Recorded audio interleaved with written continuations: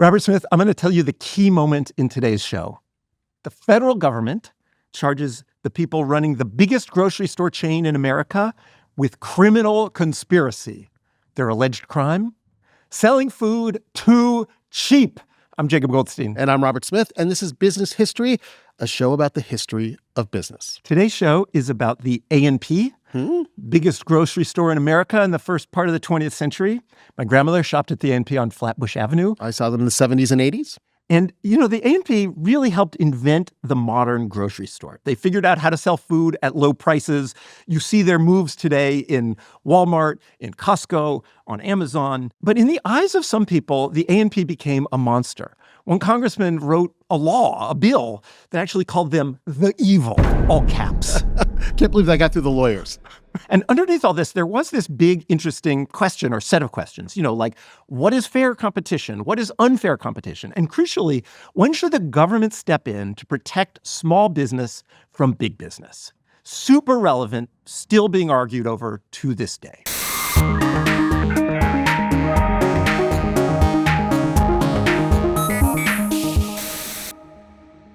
In 1880, George Hartford went to work as a cashier at the Great Atlantic and Pacific Tea Company in Newark, New Jersey. Selling Darjeeling and English breakfast. I imagine any tea you want, but I don't know. George Hartford was 14 years old at the time. He had quit school. But I do not want you to get the idea that this is some rags to riches story because Hartford's dad ran the company. So it's actually a riches to vastly more riches story. George Hartford's younger brother, John, would go into the business a few years later, and they'd grow up and run the company, the A&P, as it became known. And they were this, perfect odd couple.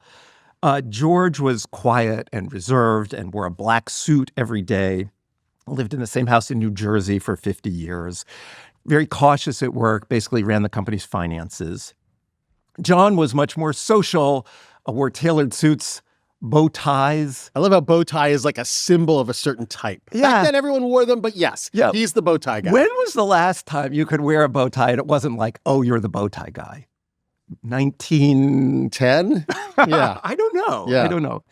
John had a suite at the Plaza Hotel and a mansion in Westchester with a 9-hole golf course. He was married 3 times, twice to the same woman. And he was much more kind of creative with the business, trying to find new ways for it to grow. I love that he's this flamboyant tea guy. Yeah, very, very kind of the tea wild man. Yeah.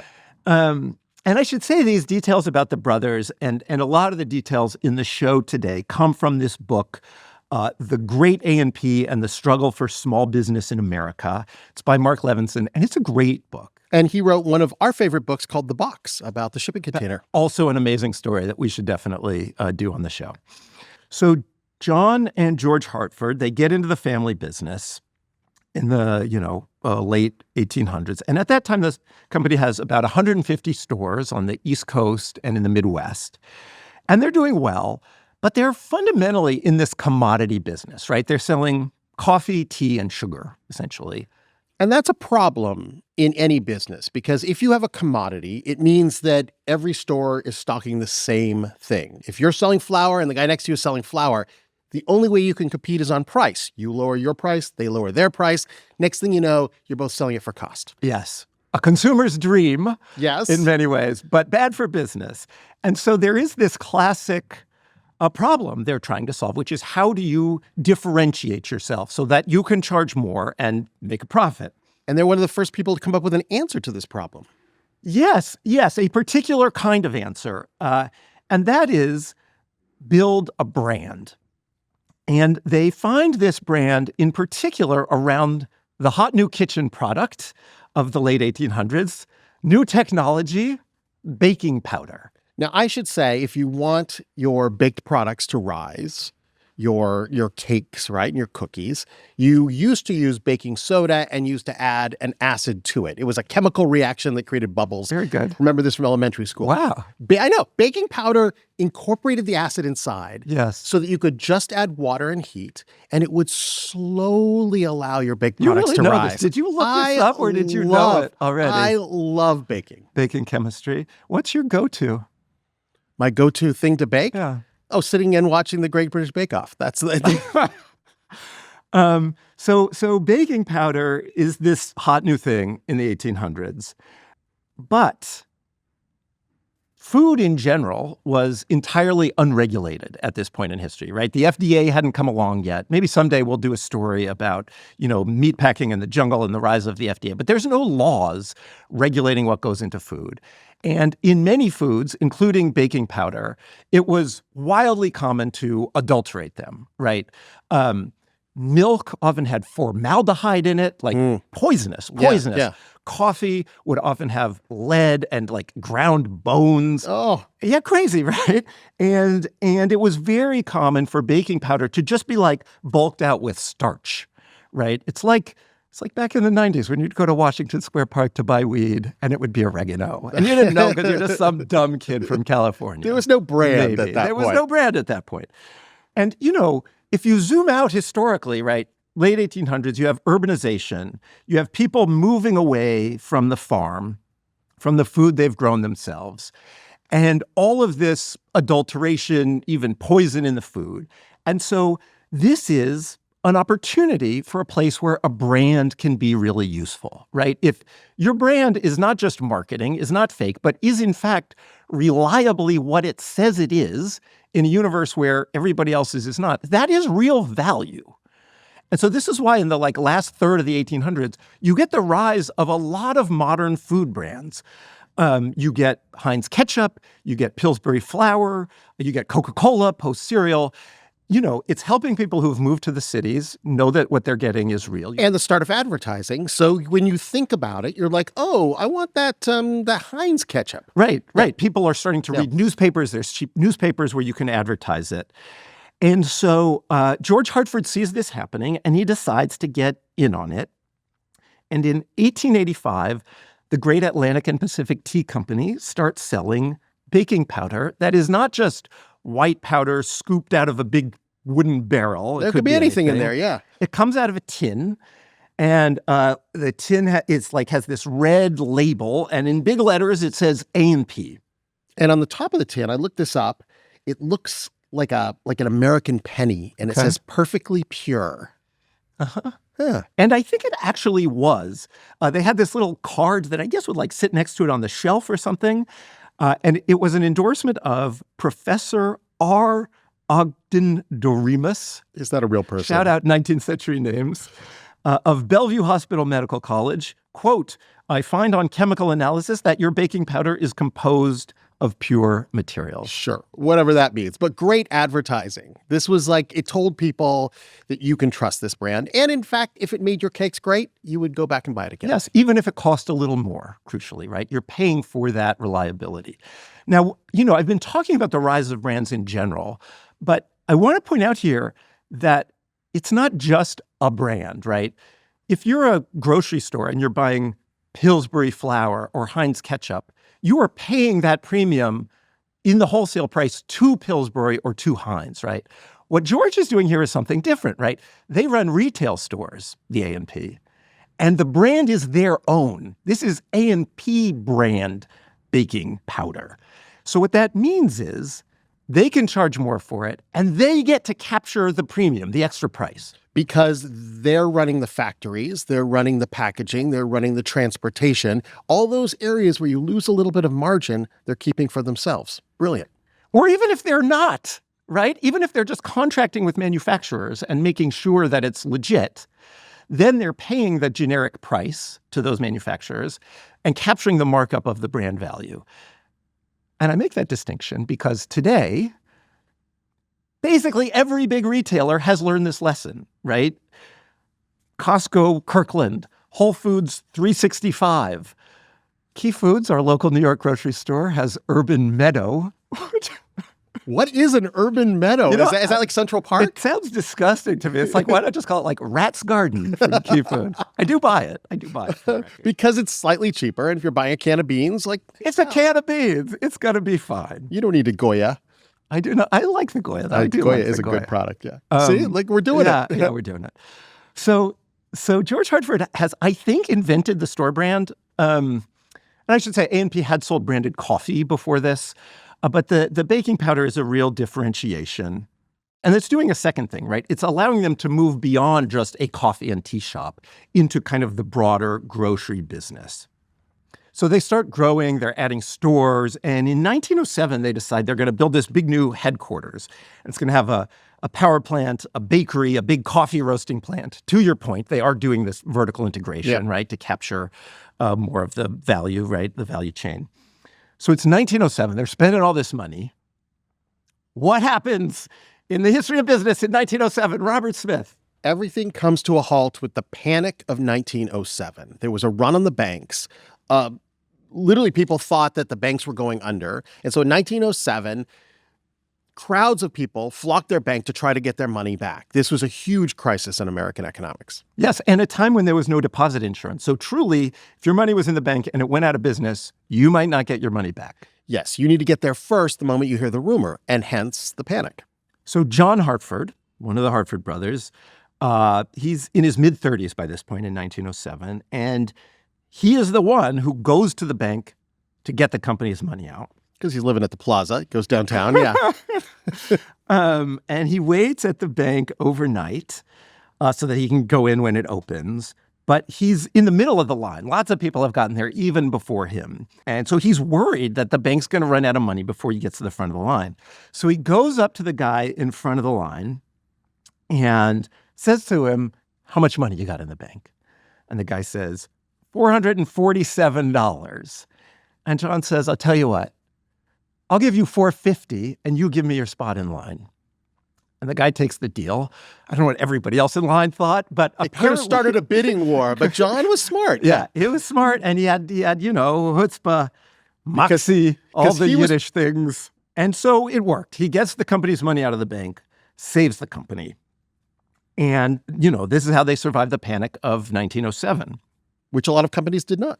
So John and George, they're running the company. They're leaning into this store brand, selling A&P lima beans and A&P stove polish. Not that there was probably a problem with stove polish, but at this point, the A&P brand means something, and it means it across all sorts of products. Yeah, and maybe it just has that halo, right? Yeah. Maybe it's just getting that brand halo.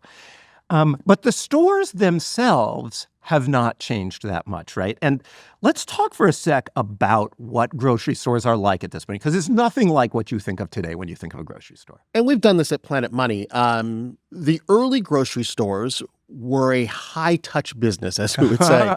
You would walk in, you would say hello to the person behind the counter, and you would go down your list, and they would one by one, you'd say, "Oh, I need 3 cups of flour," and they would toddle over, measure them out, give them to you, pull things off the shelves, right? Like, this is just the way it worked. There was a guy, and he got all the stuff for you, or a lady, or a kid, and they would give you credit till payday, and the kid would ride his bike and deliver the stuff to your house. And there is a certain charm to it. Sure.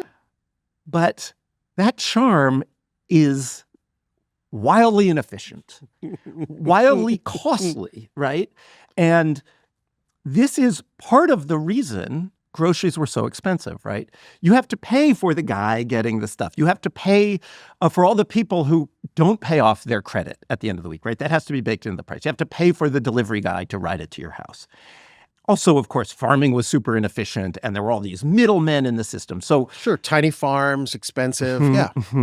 So the typical family at the time spent something like 40% of their budget, of all of their money on food, compared with like 10% today. Just extraordinary. Dwell on that for a moment, because people complain about the price of eggs, and sure, it went up, it's come down, or now it's beef, I guess. It is easy to complain about that. But think about 40% of your paycheck going toward the grocery store bill. Like, it was, along with clothing, it took up the majority of your budget. Yeah. 40% was just for the typical family. And that meant that for a lot of people, it was more than that. And for a lot of people, there just wasn't enough to eat, right?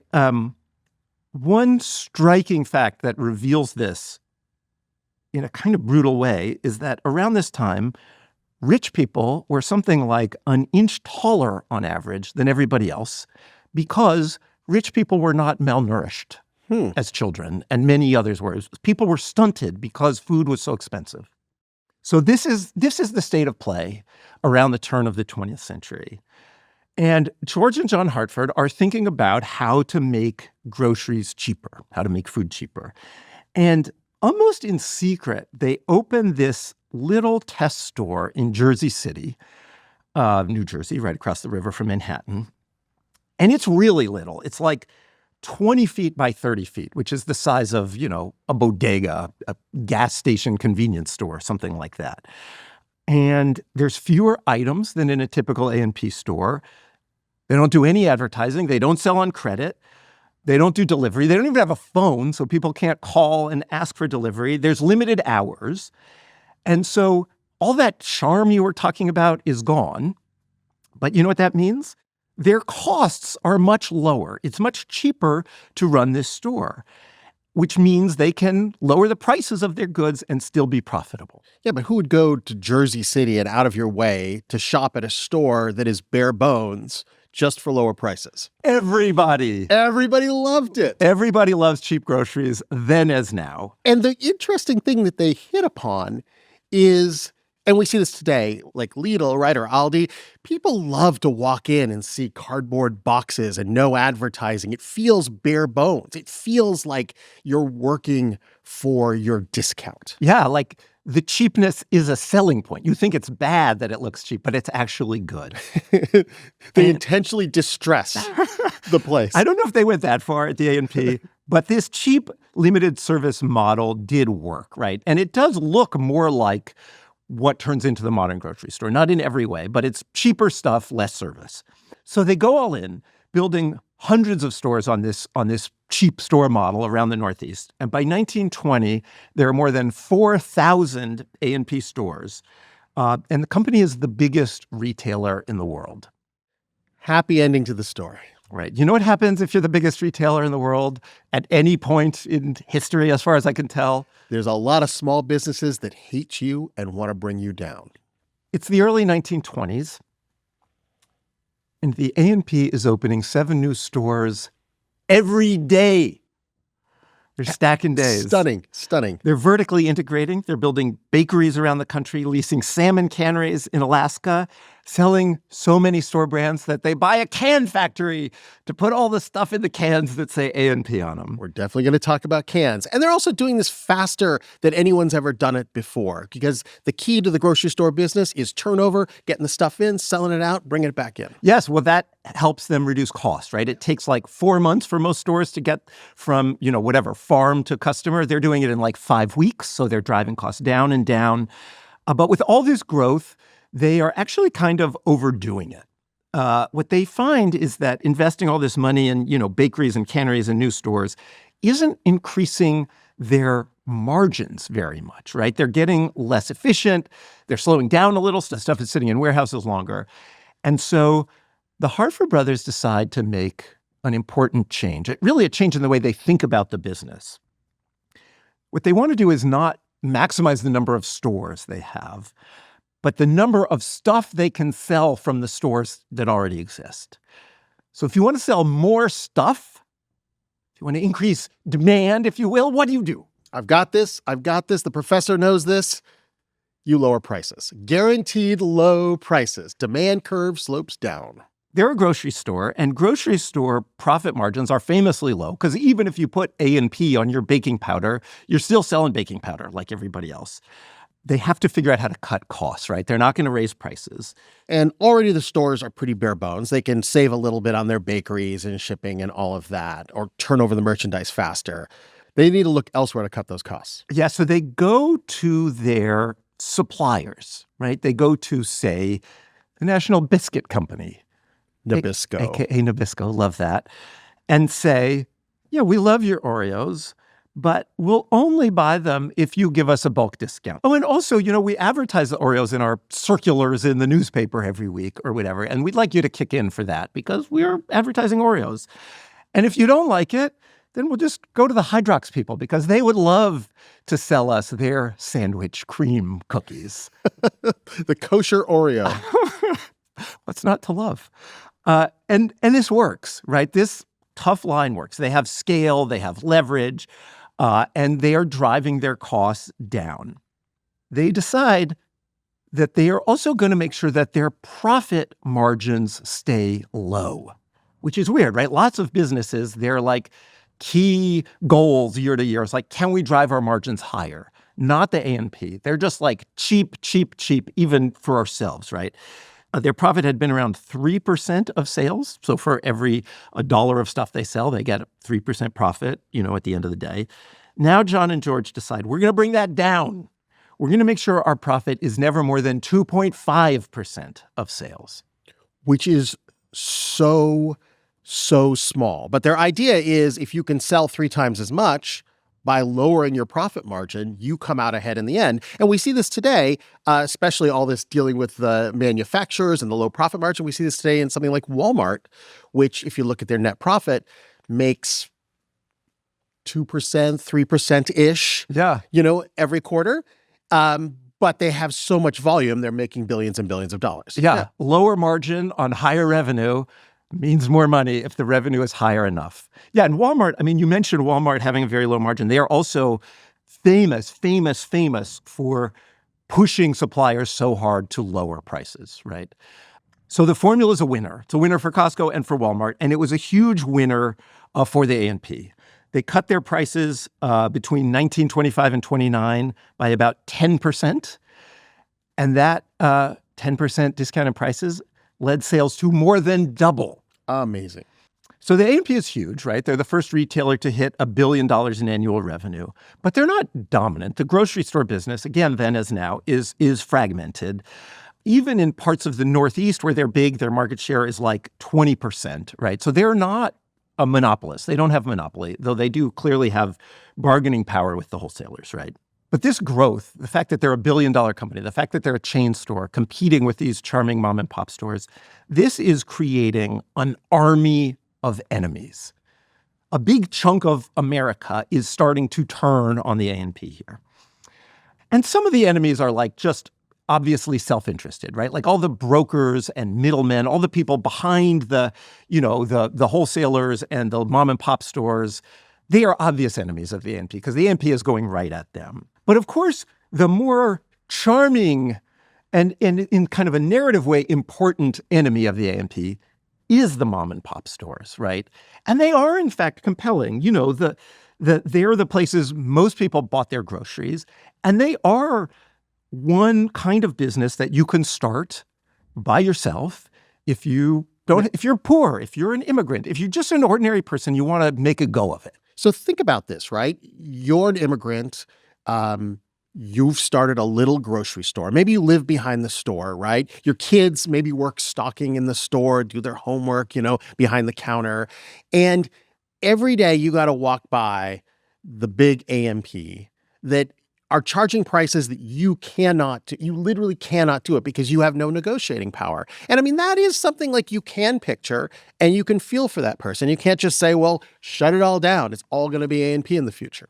There is something fundamentally compelling about small business, right? I actually have a theory of it, which is everybody loves small business because Democrats love the small, the underdogs, and Republicans love the business. Yeah. It's business, something for everybody, right? So in America in the 1920s, the small business versus big business story divide is playing out really clearly with your, friendly grocer across the street, and then the A&P, which is run by some faceless millionaire who lives in the Plaza Hotel in New York City.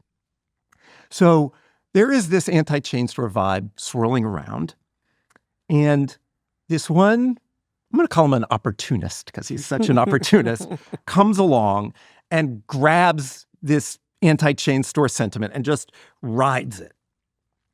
He's a very up your alley kind of guy, Robert. When I found this guy, I was like, oh my God, Robert's going to love this guy. His name is William Kennan Henderson. Lives outside of Shreveport, Louisiana. Grows up in a rich family. I think they have some kind of iron business. And he buys a local radio station and decides he likes being on the radio. I love it when the owner of the radio station is like, I'm going to take the show, thanks. It is fun to be on the radio. His initials, William Kennan Henderson, are WKH, so he names the station KWKH. Narcissist, loves to be on the radio, named the station after himself. Cranks it up to 10,000 watts, which is huge. Yeah. I mean, if you're an AM station at 10,000 watts, you could hear it probably at night over half the United States of America. Can you even do that today? Does that even still happen? Unclear. Let me check my AM radio. You do have an AM radio. I so do have an AM you radio. listen It's true. to it. When was the last time you listened to AM radio? This morning, What did you listen to? I listened to Bloomberg Surveillance in my shower, yes. So he cranks the station up to 10,000 watts and becomes like kind of low-key famous as Old Man Henderson, a.k.a. Doggone Henderson, a.k.a. Hello World Henderson. Because he would always begin his show by saying, "Hello, world." Here, let's hear something. Hello, world. It's 8 o'clock. This is Old Man Henderson talking to you. That gives you the feel for Old Man Henderson, yeah. But Old Man Henderson is like this proto-shock jock. He has this amazing thing going where listeners will write in to complain about the show, and then he insults them. It's this great bit that everybody seems to be in on. He would get ahead of steam. Like, he sounded a little slow there, but the anger would build, and he would, like, go at him. Yeah. So here, we have a letter and a response here. Read the letter from the listener that he read on the air. I'm a frequent listener on radio station KWKH of Shreveport, Louisiana, and believe that the disgusting language and profane remarks by W.K. Henderson over the air from said station are sufficient reason for the Federal Radio Commission to invoke its own rules and regulations and revoke the license of such station. The moralists did not like Old Man Henderson. So read the response. So this is Old Man Henderson's response. Why in hell don't you turn the little knobs of your radio set? Every radio set has little knobs on it. You made an ass out of yourself by sending me this telegram. That's a scary Old Man Henderson. I like that. Doggone it. I'm intimidated. So, like every radio person who has to talk all day, William Cannon Henderson has a lot of airtime to fill. And one day in 1929, he has a friend of his come on the show. His friend runs a local bank there in Shreveport, and the banker is against these new chain stores like A&P. But anyway, guess why the banker didn't like chain stores? Because if you're a local banker, you are not lending money to A&P in New Jersey. You're lending money to tiny mom and pop businesses to start their own grocery stores. You make a living on the inefficiencies of little small businesses. Yes. And if the A&P puts them out of business, they can't pay back the money you loaned them. So the banker comes on the show and does this anti-chain store rant. And then after that, all this mail starts to flood into the studio from listeners who are like, yeah, I hate chain stores too. They take all our money and they send it off to those evil bankers on Wall Street instead of, keeping it in the community. And so Old Man Henderson decides he has found his great cause, right? He has found this thing that he can ride the popular anger on. And so he starts attacking chain stores all the time on his show. Here's this one little clip that we found. The idea is to chain everything, confound it and plague take it. You want to write to your senators. You want to write to your congressmen. It's all wrong, doggone it. Write a letter. Robert, we've got more in the transcript. Give me more Henderson. We can whip these chain stores. We can whip the whole cockeyed world when we are right. I'll be your leader. I'll whip hell out of them if you will support me. Which is probably why they're writing in about his language. Whip the hell out of him? I mean, this was edgy. A little much. And then he WK starts calling for Henderson. boycotts. Boycotts of the A&P. We can drive them out in 30 days if you people will stay out of their stores. Dagnammit. And confound it. So we got Henderson whipping up the masses. But, it's not just him, right? A real thing is happening here. We're getting into the 1930s now, which, of course, is the Great Depression. Play our Great Depression theme music.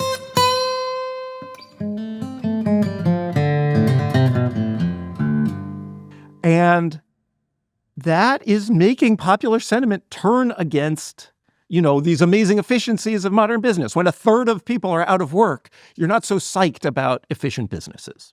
So even though the folks at A&P are getting up every morning and trying to figure out how to get cheaper groceries to people beset by the Depression. Yes. People are like, I would rather punish the big people than buy cheaper groceries. They're starting anti-chain store newspapers. One is called Chained. Another is called The Chain Store Menace. And state legislatures are listening. They are actually passing laws that impose special taxes on chain stores, where like the more stores you have, the higher the tax. The home state of Old Man Henderson passes a chain store tax that costs A&P over $8 million. And that's just for Louisiana in 1930s money. So Henderson is riding this wave, and he creates an organization to fight the chain stores. It's called the Merchants' Minutemen. Annual dues, $12, brings in $373,000. And Robert, I don't want to shock you here. Yeah. But I'm sorry. The populist radio shock jock in Shreveport, Louisiana, bringing in money from poor listeners during the Depression. What are you going to tell me about this great guy? he's not entirely on the level. He's not everything maybe he claims to be. Turns out he used about $150,000 of the money from the ordinary people to pay off debts of his family ironworks business. Who can you trust in this world if not a shock jock? Old man Henderson. So this comes out. Henderson goes down, has to sell his station in 1933. But the anti-chain store movement is launched, and some other much more powerful anti-chain store crusaders are just getting going. Now, I should say that this is a classic thing in economics that we call diffuse benefits and concentrated costs, meaning in situations like this, everyone benefits from cheaper groceries, right? But a few people are paying big costs for this. Those small businesses, yes, but the middleman that we talked about, the manufacturers in some cases, like they're the ones that are incentivized to call up senators and congressmen and say, we should do something about this. You know, the family in Brooklyn isn't going to call up and say, oh, I saved 37 cents last week. Yes. And that is, in fact, what happens. And crucially, these people who are being harmed by stores like the A&P get the ear of this congressman named Wright Patman. Grew up in a 2-room log house in Texas, worked as a tenant farmer. And I do think he genuinely felt, you know, the plight of the small businessman up against the chain store. And in 1935, he introduced a bill to amend the Clayton Antitrust Act, one of the key pieces of competition law in America. And the language of his bill is incredible. This is a bill in Congress that's going to become a law. It's not a radio show. The headline of this section of the bill says, in all caps, the evil.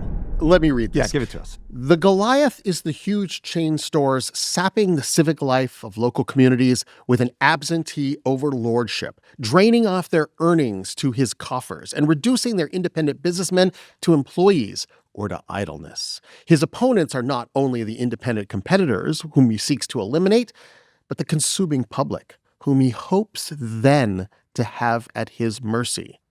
That last part is a really crucial thing in this anti-chain store rhetoric, which is they're saying, sure, you have cheap prices now, but what happens when everybody goes out of business and A&P runs everything in your life?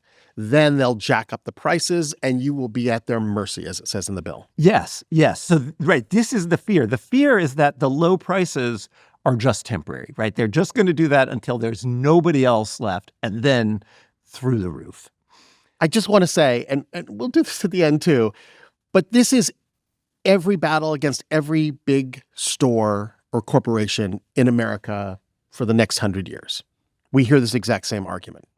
Wright Patman's bill passes, makes it illegal for manufacturers to give discounts to big purchasers like the A&P if doing so lessens competition, which ends up being hard to prove, but makes it harder.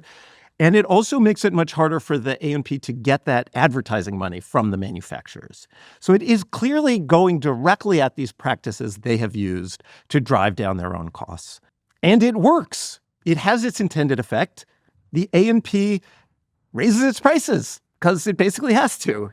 Congratulations, success.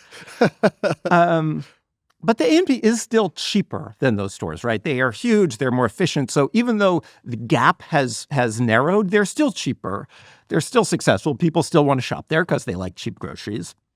And so in 1942, the government goes further. Federal prosecutors bring criminal charges against the company and its top executives, John and George Hartford, among others, for engaging in a combination and conspiracy unreasonably to restrain interstate commerce in food products, and also a conspiracy to monopolize a substantial part of such products. Criminal. Criminal. These are criminal charges. Notice they're not saying they actually have a grocery store monopoly, right? Nationally, the A&P has less than 10% of the grocery store business. There are towns where it's above 50%, but there is no claim that the A&P is exploiting shoppers who have to shop at their store. The government says the A&P has too much power over manufacturers, right? And you know, there are all these cases where A&P will get into a dispute with like Jell-O and being like, give us a better deal or we'll sell A&P brand gelatin. On the retail side, according to the government, the A&P runs some stores at a loss in order to drive smaller competitors out of business, right? That Wright-Patman story. But the government doesn't make the claim that there are instances where the A&P drives a competitor out of business and then jacks up prices, right? Like, they don't say that is happening. They don't find evidence of it happening. Here's what they do say. Here's what the prosecutor in the criminal trial says about those low prices. A&P sells food cheaply in its stores because it is a giant blood sucker, taking its toll from all levels of the food industry.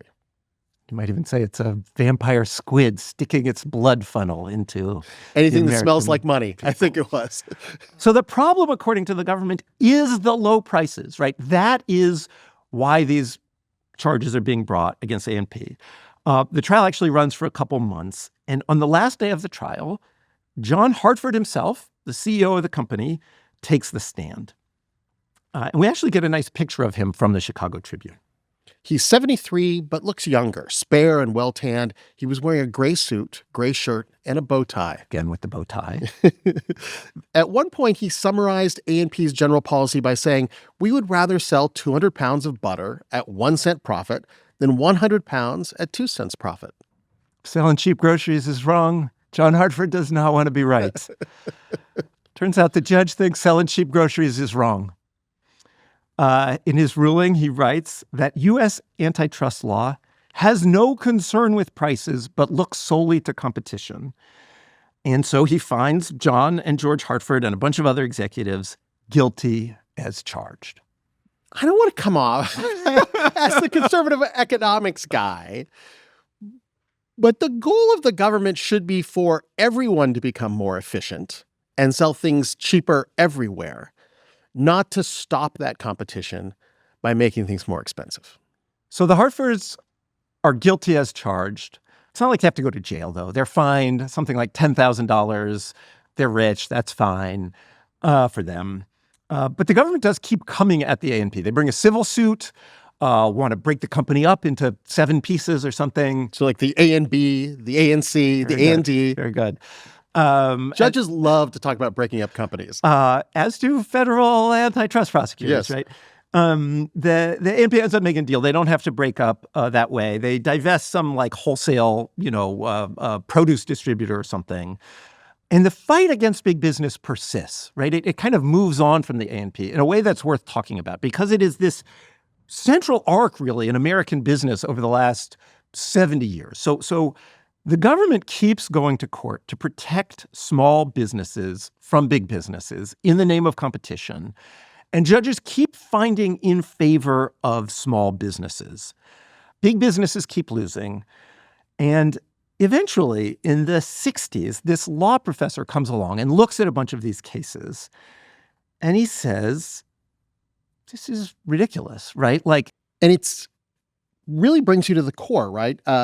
Capitalism needs competition to work. But what is competition? What is the definition of competition? And why is competition good? Yeah, I mean, clearly we know monopolies are bad. Monopolies are a failure mode of market economies, right? One company that controls the entire market can charge anything they want. That is a failure. Rarely happens. Rarely happens. And it is a useful time for the government to intervene in a market and say, we need more competition here. Yeah, so this law professor comes along in the 60s, and he looks at these cases where the government has been winning, has been intervening in the name of competition to protect small business. And he says, okay, let's think about how a market works, right? You got a bunch of companies, and some company comes in and grows, maybe by selling stuff cheaper, say, and people love it, and they all go and start buying from that company. And as a result, it gets big. What is that? That is competition working. Yeah. That is the way market competition is supposed to work. Somebody comes along and is more efficient, does a better job of giving people what they want, and gets bigger than everybody else. That's good. We should like that. And when the government is intervening to punish those companies, that is actually harming competition. It's the opposite. It's the opposite of what they say they're doing. And he writes this book called The Antitrust Paradox. Becomes a famous book. And the guy who writes it becomes nerd famous. His name's Robert Bork. He'll later become kind of famous for being nominated to the Supreme Court and then rejected for being too, ideological, let's say. But his book is super influential. His basic argument is, if consumers are paying less, that's good. That is competition working. And the government should not intervene. If you have more choices and or lower prices, competition is working, and the government shouldn't intervene. And he actually changes the way competition law is enforced. This anti-big business sentiment that was going at the A&P, it basically goes away within antitrust law for decades. Until, right, then there's a backlash to the backlash. Yes. That starts to rise up in the 21st century, largely in response to the growth of giant tech companies like Amazon. And there's this famous paper written about a decade ago now by actually a law student named Lina Khan called Amazon's Antitrust Paradox that talked, among other things, about the way Amazon used store brands to gain what she argued was an unfair competition over other businesses selling on Amazon. And unlike A&P, they had the advantage also of data, and this worldwide supply chain out there that A&P didn't have. So she was like basically saying that Amazon was A&P on steroids, really just twisting people's arms to get better deals, but also if they see a popular product, using that data to actually develop their own product and put it first in the list. And so this isn't just a law student writing a paper. This is a law student writing a paper that makes her famous and then gets appointed to run the Federal Trade Commission under the Biden administration. To bring antitrust cases. Yes, including one against Amazon. It's an amazing story, yeah. And super interesting, the Trump administration is still pursuing that case against Amazon, right? This wariness of big tech, this anti-big business sentiment, at least anti-some big business sentiment, persists. It's one of the few places where many Democrats and many Republicans agree. So this A&P fight, this chain store fight, this big business versus small business thing, it is extremely alive to this day. The interesting thing about this to me is this all centers on the fear of what's going to happen when the business becomes too big. And I understand the feeling that like they have all the power in the world, all the money in the world, if you're Amazon or A&P or Google or any of these companies, and you fear that. Having done business history, I keep seeing that that is the moment when you are most vulnerable as a company. When you are at the top, that is when the competitors all come after you. And if you look at business history, often those moments, the exact moments when the government's like, Microsoft, you're too big, we're going to have to break you up, is the moment that someone else is developing Google or Netscape or these internet companies to take on Microsoft. I mean, it is the case that people like Lina Khan, the people today who are, think antitrust should take a harder look at big business. They think it shouldn't be just prices, right? They say, like in the case of Amazon, Amazon favors Amazon products over other products, even when the other products are better, have better reviews, right? So part of their critique is prices are too narrow of a lens to look at competition through. But I definitely agree with you that, like, you do keep seeing the giant business get beat by competitors when everybody's worried about it being giant. Oh, we should break up Instagram and Facebook. And you're like, then TikTok comes out of nowhere. Yeah, and I mean, it'll be interesting to see what happens now, right, with Google, which clearly does have a monopoly on search, now that you have ChatGPT and Claude, right? You have large language models that may be the first real threat to Google's search dominance. So take us back to A&P. They were not broken up by the government. They were fined and all of these things, but they were not shattered as a company. And yet, I don't see an A&P on my corner. They got outcompeted in the market. The Hartfords died in the 50s. Actually, John Hartford was in an elevator in the Chrysler building, I believe coming from a board meeting in 1951 when he dropped dead of a heart attack, which is like Respect. a cool way to go, definitely on brand for him. And the decline began not long after that. You know, I don't know how crucial those two guys were, but clearly the country was changing. The A&P didn't keep up, and other stores did, right? New grocery stores were moving out to the suburban strip malls where Americans were moving to. The A&P stayed largely in more urban settings. Other grocery stores realized that as Americans were getting richer, they would buy more stuff at the grocery store. You know, those weird aisles where there's like hats and what, like, why is that at a grocery store? Seasonal products, Christmas decorations. Yeah. Sometimes higher margin. The A&P didn't really get into that. And so they got outcompeted. And it is amazing. And I've come on this a number of times in the show, how long the downhill arc is for businesses, right? The A&P kept trying to buy other stores, kept trying to figure it out. But decade after decade, they shrunk until finally in 2015, the last A&P closed. So I want to close the show today with just one note on the A&P's legacy, on the Hartford's legacy, and that is the store brand, right? And in particular, I want to talk for a moment about my favorite store brand. You know what it is. I've been to Costco with you. Yes. You love Kirkland products. I do, which I know it's like the most normie, middle-aged dad thing to love, but I love it. In my house right now, there's Kirkland peanut butter, Kirkland olive oil, Kirkland maple syrup. Do you wear Kirkland clothes? No, but I am sorry that I missed the Kirkland knockoff of the Lululemon pants that Lululemon actually sued Costco over. That made me want to buy the pants, but I didn't get there in time. And I want to say what a just economic juggernaut Kirkland is. Kirkland alone, not Costco, but just the store brand at Costco, Kirkland, has annual sales of something like $86 billion a year, which is more than the annual sales of Levi's, Hershey, Kellogg, and Coca-Cola combined. Boom. That is the legacy of A&P.